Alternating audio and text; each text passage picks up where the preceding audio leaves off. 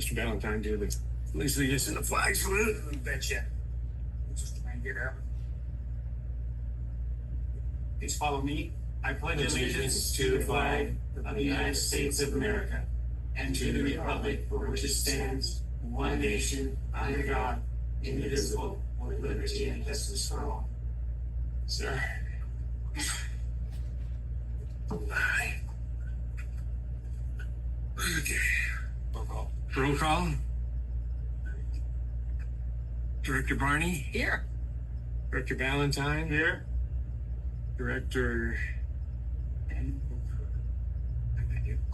Coleman. Here. Director Morgan. Director Allred here.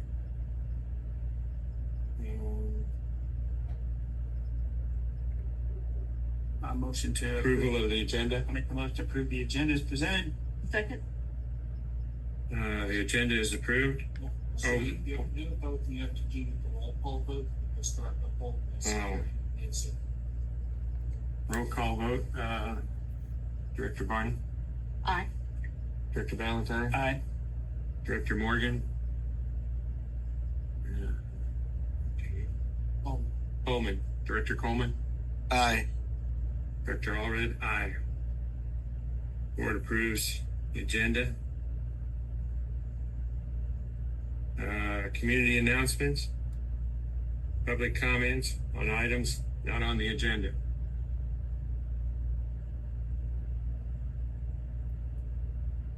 Hello, I'm Kathy Hansen, and I just want to take this opportunity to express my appreciation and thanks to all of Mojave Air and Spaceport at Rattan Field staff for their fantastic work on the memorial for Dick Rattan. Many thanks to all those who set up and tore down. Thank you for Nicole for handling all the 320 reservations on the computer. Thank you, Ariel, and your husband and son for all your work setting up tables, chairs, and decorating. Thank you, Carrie, for that amazing, huge American flag. And thank you, too, for your work in setting up and decorating before the ceremony. Thank you to Jason and Sean for all of the IT work, showing the slideshow and making sure all the sound equipment worked. They were there Friday before, making sure everything was perfect. And Jason called me and said, "Don't touch anything." So I promised him I wouldn't. Thank you to Chris Bandor for finding all that fantastic screen and projector from Virgin Galactic. That was just perfect because it was a backwards projecting, so you didn't have the projector out in front of the screen. It was just perfect. And thank you, Ashley, for all of her work setting up, tearing down, and the security for the event. And thank you for whoever's idea it was to fly the flag out in front of the event center at half staff. That was just the extra little thing that most people don't recognize, but I saw it and I loved it. I received a nice message from Nell Rutan, giving sincere thanks for all the memories and sincere friendship shown to her big brother, Dick. And she loves that proclamation, and I think it'll probably stay with Nell. She won't let Bert have it. We have a wonderful spirit of community at this airfield, and I'm so grateful to be a part of it. And just love how all the companies and all the staff, everybody came together to help make this event a success. Thanks again. Thank you, Kathy. Any other announcements, community or otherwise? Community announcements. So Cam Martin sent me some information on critical incidents response training. It looks like it's through the Antelope Valley chapter of AIAA. And it's going to be hosted by National Test Pilot School July 16th through 18th. I know I won't be able to attend, but it's a one-day renewal for those who already have certification and a 3-day course for those who would be getting an initial certification.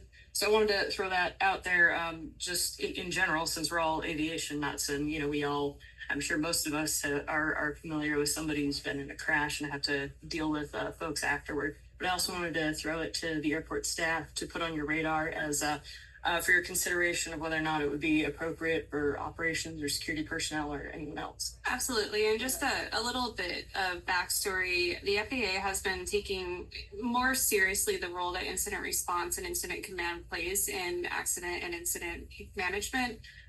They recently dropped a draft advisory circular 5210-26 that mandates for certificated airports, but it is something that is good best practice. Just for awareness, we do have all of our operations staff are ICS 100, 200, and 700 certified. But anything an additional, and it's easier to tie it together in a community setting than reading it on the FEMA website. So it's definitely something that we will look into, at least for our managers or supervisors to be able to get in, and then hopefully in the later round get more staff in. But it's very Wonderful. interesting. No, that's great. And I wish I could attend. Unfortunately, about half of it I would be able to make. I'm just waiting for the street open. I will be. Oh, You'll be wonderful. attending as well. All right, awesome. Thank you, Super. Chris. Is it open to the public? It is. Yep. So board members as well. That's what I was looking at for myself, but and lawyers. Usually at what point of the incident you're covering? Yes. Any other comments? All right, we move on to item 3, consent agenda. A, B, and C, regular board meeting June 4th, June 11th, and June 12th. Check register dated the 12th. Motion for all 3 together. Seconded. Roll call. I assume you made the motion, sir. You can do that. Director Barney. Aye. Director Valentine. Aye. Director Coleman. Aye. Director Morgan. Director Allred. Aye. Agenda approved. 4 action items. Axton CEO bunker, 36 lease. Good afternoon. Paxton Incorporated is requesting a 1-year lease with a 1-year option for bunker 36 for storage purposes. There are no changes to the district standard lease. Anticipated $7,875 in annual rent. And staff recommends approval of the bunker 36 lease and authorization for interim CEO to execute the lease. Question, is number 36 rented now? No. Okay.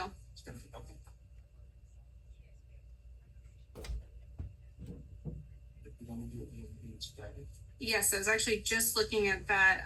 So for action items A and B, the first one is consent to lease the bunker to Paxton, and then B is to sublease the bunker to Mr. Parker, who does special operations. They do the law enforcement training out there several times per year.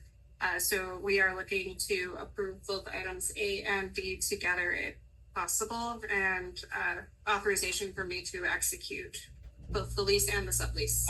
I assume I'm assuming that they're doing this because they probably rent their facilities, whatever, out there, and they want to make this a package deal with probably Mr. Parker. Mike Parker, yes. Just as a package deal, so that when they do it, they have a place to store their equipment and stuff.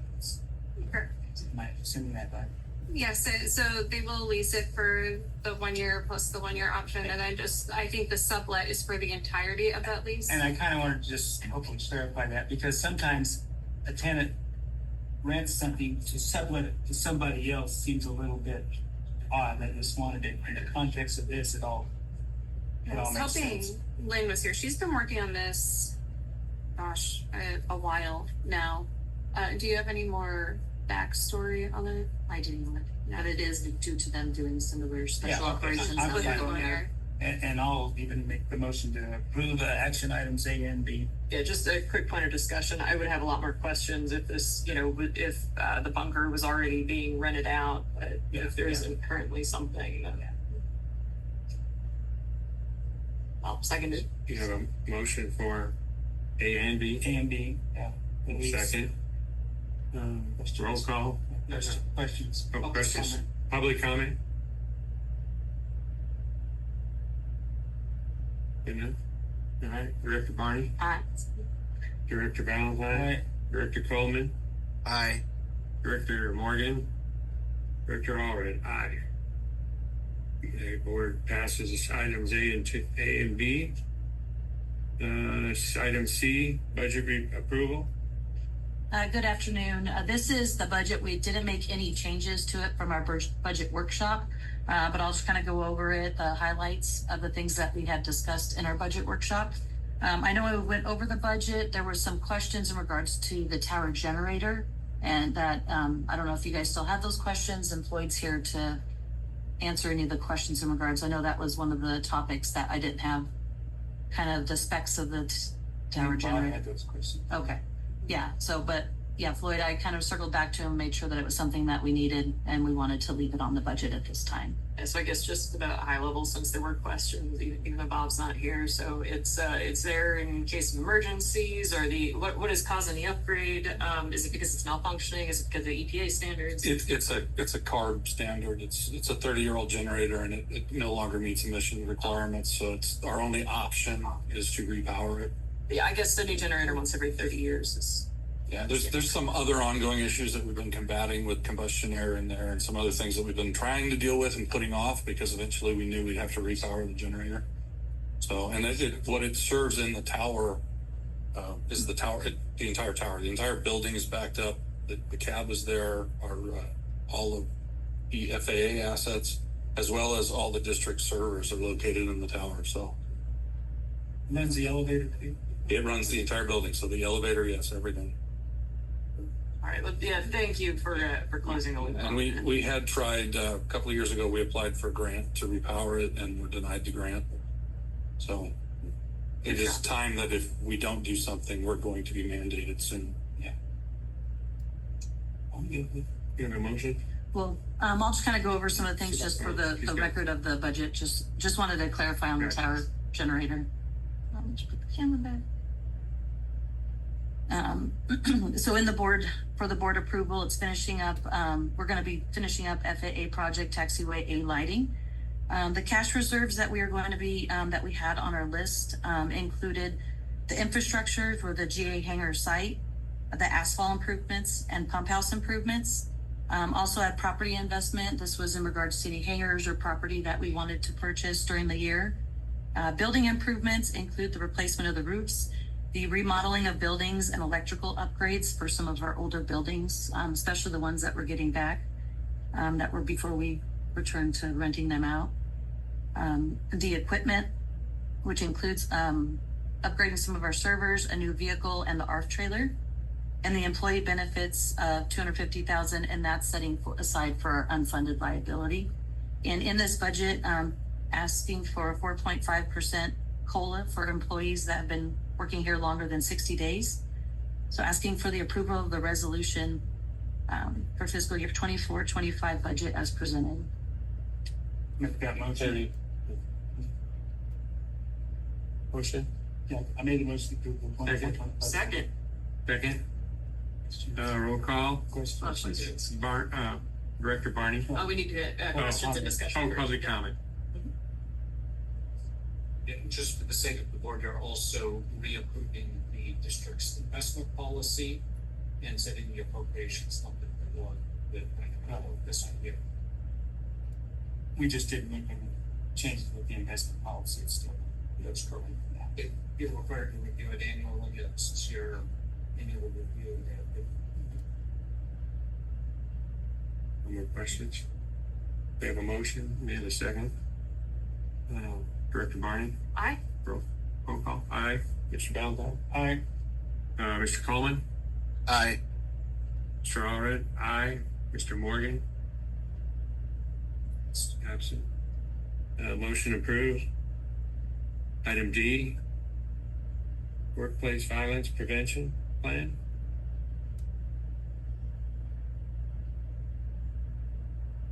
Good afternoon. In front of you, you have a workplace violence prevention plan. A little bit of background. In September 2023, California SB 553 was signed into law and amended California Labor Code section related to workplace violence prevention.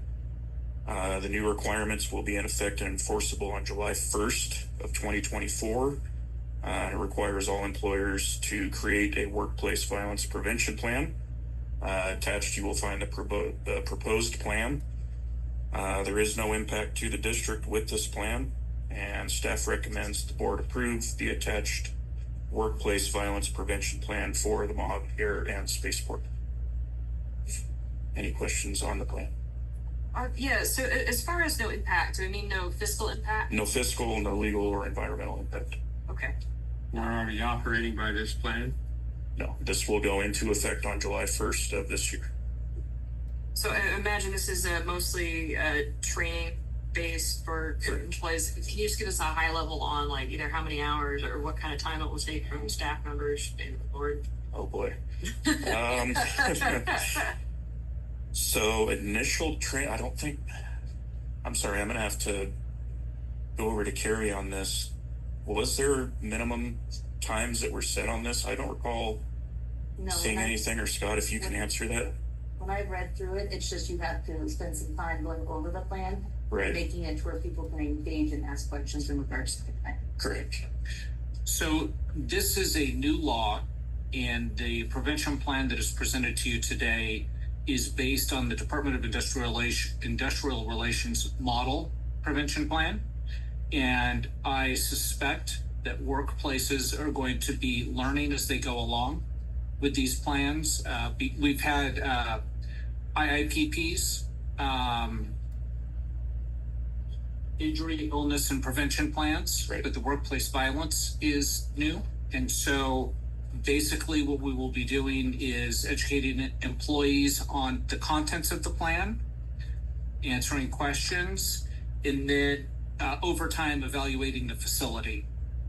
So there isn't a fixed time for the training, and a lot of it will depend upon the number of questions or concerns that employees have. And we'll be looking for employee feedback, any insights that they might have that could help the district formulate the plan more in depth.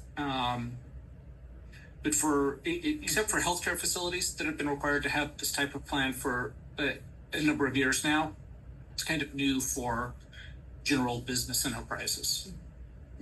Okay, yeah, so, right, because there's a couple of things. Concern is probably an overstatement, right? But it looks like some infrastructure improvements might be called for in this. Like, we already have a bunch of surveillance cameras. I can imagine installing more. I know there's a bullet in here about that. But also, violence windows, I guess I'm curious what those are. It's not a super important question, but it's a very bizarre phrase that I've never seen before. And also a little concern with, controlling access and freedom of movement within by non-staff. I know, Lynn, you were just giving a lovely tour to presumably some transient folks who are enjoying our lovely history, and I'd hate to see that kind of thing. And it doesn't necessarily mean that those things will be tampered with. It's just things that need to be reviewed. Higher risk areas, especially, we need to take a little bit better look at. Not only for the safety of our staff, but also the public. So it sounds like mostly this is a plan for just evaluating our policies and infrastructure in light of workplace violence. Correct. And then if an incident occurs, then we have to track that incident, we have to report that incident, and then if there's something that we need to learn from and develop as a result of that incident, then we do that. And that could be someone coming here, someone off the street. It could be an employee who's being harassed by someone. It could be two employees who don't get along. So, or like say a dog attack on the ramp, and then when dialing 911, the cops can't get through the gate. The airport would have to do something. yeah, Love so it. like a dog attack on the ramp. So, so anyway, we will, hopefully we never have to modify the plan because any incidents like that. But if they were to happen, then we would go back and we would look at that. We're required to report them to who? DIR. So we will be having a training mission for the employees and directors in the future.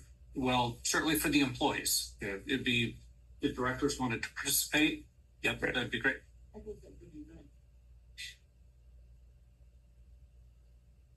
We're answering for a motion now for, I have a question. Is there something in place where the emergency crews, whether it be sheriff or fire or whoever, could get through the gate if necessary onto the ramp or on the flight line or whatever? Yes. Okay, right. Cause that's, sometimes you need a little help. And I do occasionally from time to time have to revisit with them and remind them that they do have the ability. Good.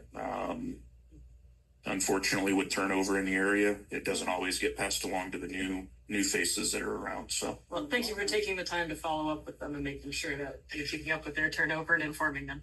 yeah, As it you know, it can be a little bit of a challenge sometimes, but I do my best. Any other questions? comment? Your A motion. motion to approve the workplace violence prevention plan, item D. All right, here's my fourth second. We have a second. Roll call, Director Barney. Would that be public comment? I kind of did that. Already did, but I got it this time. I'm just trying to confuse you. Terry's learning and growing Yeah, over here. hey. Director Barney, Mr. Chairman. Director Valentine, Aye. Director Coleman, Aye. and Director Allred, aye. Director Morgan. Motion approved for item D. All right, move on to number 5, reports. Chief Executive Officer. So with our hangar updates, with the approval of the new budget, which has been approved, we have line items in there to improve the infrastructure around the G8 hangar. After many discussions with our investors that we're currently working with, we're noting that a lot of the things that the district can take care of, such as improving the area in which we're slating for potential new GA hangars, will in effect, if we're able to absorb some of those costs, it will benefit the developer in that their costs will be lower, and then we'll have reasonable rent rates for these hangars should they be constructed. In the event that we lose this investor for whatever reason, it's a business deal. Sometimes business deals don't always fall through. We'll then have an area prepared, which will be more alluring to a potential new investor versus, hey, here's our plot of dirt. Good luck. We're hoping if we make active effort to provide the infrastructure or taxi lanes or whatever we can get with the money that we have set aside for this project, we'll be able to provide an area that is more alluring to either the current investor or future potential investors to be able to develop this area. Lynn is still actively working with the local equity team to provide them information and to get them on the right path to be able to move this project forward. Are they having any obstacles with planning committee and that you're aware of? Lynn? Lynn's been working very closely with them. Well, this gets into bigger I'd things. say, yeah, not with the county planning and stuff, because essentially they don't have a lease with the airport yet.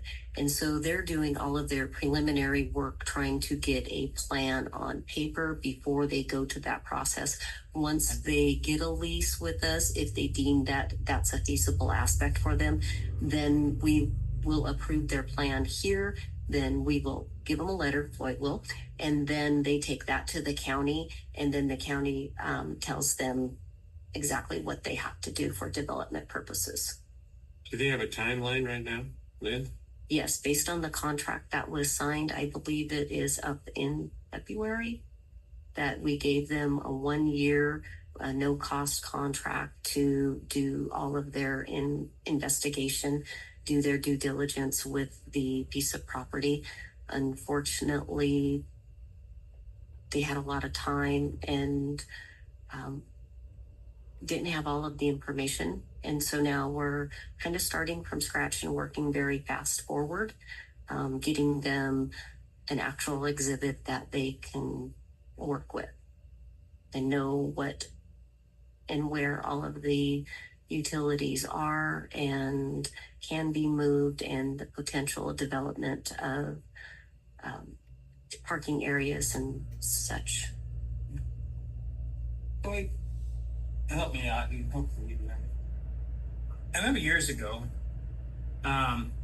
basically that we kind of could stamp the project, if you will, I'm using a real loose term, and then when it went to county, it's kind of like county just blessed it. And I just remember something to that effect.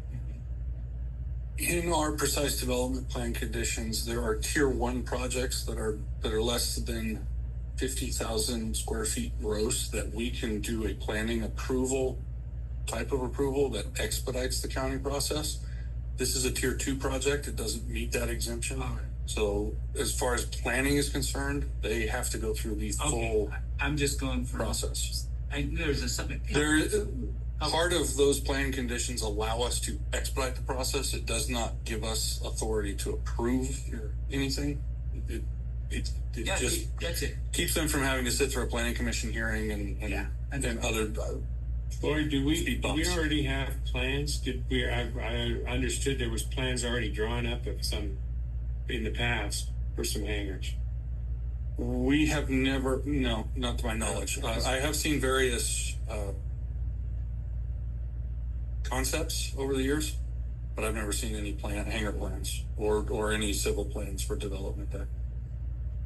Yeah, I suppose, like, as I've seen, like, concepts, I think Wind Painter had Yes, some drawn up, but I don't know if anything was approved or reviewed. Nothing that would be issued for construction. Were those blue tanks taken out? Yes. Yeah, there were tanks in that location that were removed. Yeah. Yeah. Thank you, Floyd. Okay. Our launch site operator's license was renewed on June 12th, 2024. License is good for 5 years and will be up for renewal again in 2029. We are continuing to work with the FAA on bringing areas of our license up to a higher standard. We are in compliance. We are, there's no hitches or new things to put on. We've been able to get everything put together and presented in a way that has appeased the FAA. However, the one area in particular that they're working on, the explosive sighting plan, which is a big thing with an operator's license, is from 2018. So our concern is if they come here with our 2018 explosive sighting plan and then they look at what's actually here and what has developed since then, obviously those two documents versus what's on the north side of our airfield will not entirely reflect the operation. So what we've done is work with Kimberly Horn to update. That's the hard word. Update our explosive sighting plan to accurately represent the operations here at Mojave. And so we have that, and that will be reviewed annually to ensure that we don't fall back to a place where we are working with a 6-year-old sighting plan again. Caltrans, our 5010 inspection was here on June 10th, and they was very pleased with what Mojave has done and the condition of our airfield. The only item that he wanted brought to our attention is if you're on the approach ends of either runway 8 or runway 4, there is a runway location sign that's there, and the one on 8 has faded into where it now looks like a distance remaining sign. And so he is of the court that the signs are non-standard, therefore should be removed. And if we get approval from the runway safety action team, then we must renew the signs to ensure they are genuinely yellow on black signs versus now a very light whisper of yellow, like faded highlighter yellow, almost white on black signs, which would make them look like distance remaining markers. So I am working with the runway safety action team to see if it is worth keeping the signs and replacing them and making them that nice shade of yellow that the FAA has standardized, or if we should remove them. In my opinion, it is a hotspot. It is a confusing intersection for pilots who may be unfamiliar with our airport, and I do see benefit to having runway location signs. This is not the first airport I've seen them at. So we'll see what runway safety says, but I'm going to advocate that we do just replace the signs with yellow ones versus removing them completely. Yeah, the geometry with where 8 and 4 are, I think that would definitely be valuable to folks who aren't familiar with the area. Is there money available to do that through Caltrans? No, and the sign cost is pretty nominal. It'll be in our operation or not, or our maintenance and repair. There we go. Yeah, well, I've been shocked by the cost on some of that stuff in the past with the signs and the passes. So pull, 35,000. No, I'm just kidding. Ariel. Yeah. And Caltrans does give us we're allowed $10,000 a year that we could apply for anything light side. Yeah. Oh, great. Yeah. So we usually we put in our allowances every year. Do you know how much those sign We always have panels would be? $10,000. So Would this be sub $10,000? Oh, so I would hope not. It would be so. it would be sub Okay. $10,000. Again, some of these things I really just have no concept for. It really shocked me in the past. I mean, you'd be comfortable saying it'd be sub 5. Okay, super. Thank you. Wow. Spray paint at home. No, I'm just kidding. I wouldn't actually do that. That's one thing as a director, you get sticker shock on what else to do basically. Anything. Anything. Yeah, aviation's fun. Prevailing wage and Absolutely. So I am going to continue to work with RSET. We do have a runway safety meeting coming up at the end of this month in preparation for our runway safety meeting in July, in preparation for our runway safety meeting in August. So I've already pinged the FAA, our guys that I work with constantly, and said, hey, what is your opinion on these signs? The airport likes them. I found a lot of benefit, especially in vehicle drivers training, so they don't accidentally end up on the wrong runway. We want to ensure that we're not encouraging incursions over here. And if we have a measure to prevent that, I would like to continue to maintain it. So I did talk to Dan Gargas, who is our inspector, and he is completely okay with that. If runway safety says that they provide a value and provide a safety implement to the airport, then they'll just kind of sign it off. So the operations counts. So the past couple of months, we have a new software where I've been very perplexed by some of the numbers that I've been receiving, and I did discover that it was not counting our military operations because they may not have their ADSB. Oh, so this is ADSB dependent, so even like GA folks that ADSB. Yes. Okay. So what we've been doing, unfortunately, I love my slight technology anxiety because I made sure we continue to manually count all of our aircraft so I could go back and start trying to find out where those scouts were. I did have a nice opportunity with our Caltrans inspection. We have to update our airport master record, which provides an annual update of operations. So I could start scouring and digging through and seeing if we are genuinely decreasing at the rate that it was showing that we were decreasing, or if it was missing or not counting all of our aircraft operations. So with that, we only had a decrease of 600 operations within the last calendar year. And we did have some pretty interesting weather throughout that year. So that isn't acceptable. It is something that we can anticipate with the weather that we had. A decrease of 600 versus having a decrease in 600 per month, which is what we were showing with the bird tower. What's that annual percentage kind of? But out of 21,000, that's gonna be pretty low. Yeah. So those are, and then I did break it down. We did see a decrease in military operations, but it's starting to trend upwards again. And we are working on some events that would also increase those military numbers. Did somebody else want to see this? It should be in everybody's. Okay. Oh, we got it, yeah. Yeah. I think I did. Yeah, so I'm curious what falls under the air carrier, like what definition there? So we don't do 121. Is that We like do not- 91K? Yeah, it's mostly biz jets. Yeah. They're not quite Part 135 air taxi, but they're not GA. It's kind of fall in that weird. So Great. 91K probably. Ish, yeah. Ish. Okay. I don't ask them personally. All right. So highlights. Far Out Conference was held on June 7th and June 10th. It was a multi-day event, and then they were at the Far Out site, whose location I am just blanking, just north of us. North of Cal City, yes.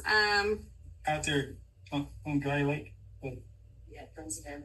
Oh, yeah, Yeah. okay, yeah. Great success, very happy.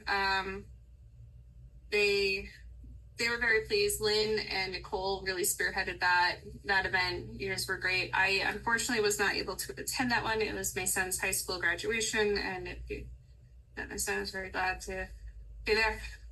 So we were very, very busy that day. Then on June 15th, we had the Dick Rutan Memorial Ceremony and fly-in on Clayton Crazy Saturday. I wrote this agenda before the 35 to 40 knot wind gusts that prevented most of our fly-in, unfortunately, and a TFR in the LA area. But we did have a pretty decent turnout. I anticipate 250 to 280 people. As Kathy said, it was a success. I was very, very grateful for that we were able to provide a space and be able to host this event in a way that would hopefully do Dick Rutan justice. And a huge thank you to Scaled. And I mean, even just this morning, Scaled Composites was helping us put the Voyager back, Virgin Galactic, and their donation of technology equipment to really make this a success. As I mentioned earlier, Runway Safety Action Plan held in the next couple weeks, then the Pilot Controller Forum. We are aiming for mid-July. Now that I've really dug deep into our calendar, I have a feeling that Pilot Controller Forum may need to be pushed into mid-August. We are just slammed, and unfortunately I can't find a venue to be able to do that on the airport that is not booked around that time frame.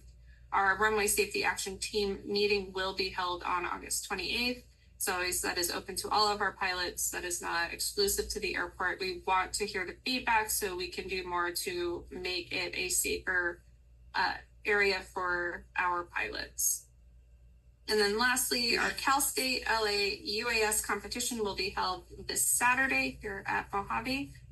And I am watching the wind like a hawk to ensure that we are able to pull that off. Yeah. Thank you, Erin. Of course. Yeah, looking forward to the Pilot Controller Forum when you get a date nailed down for that. Absolutely. Yeah. Please, people hear FAA is coming to talk to pilots. Sometimes there's little, this is your chance to say the things that we could be doing better to improve safety for pilots at this airport. Not just our airport, but also our airspace. And you have the ears of the FAA. This group is genuinely here to help the airport and our pilots and our flying public here. So if you have any feedback, we will be reviewing things that we're doing to improve pilot safety out here and prevent incursions as well. That's the big thing, is runway incursion prevention. So please, if you can attend, please do. And that was, I think, everything on my list.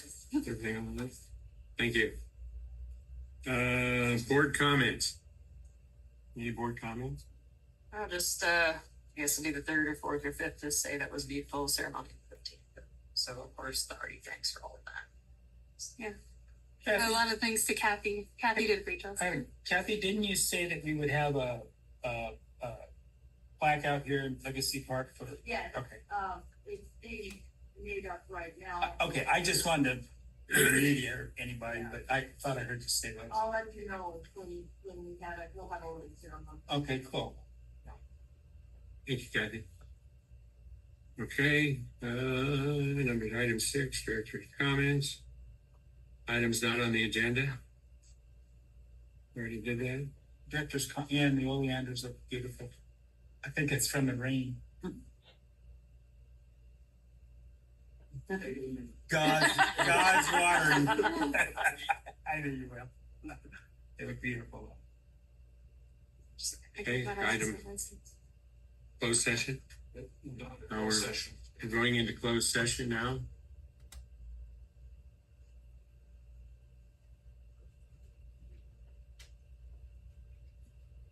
That's it. Chuck, is the iPad you for audio or you just have your laptop?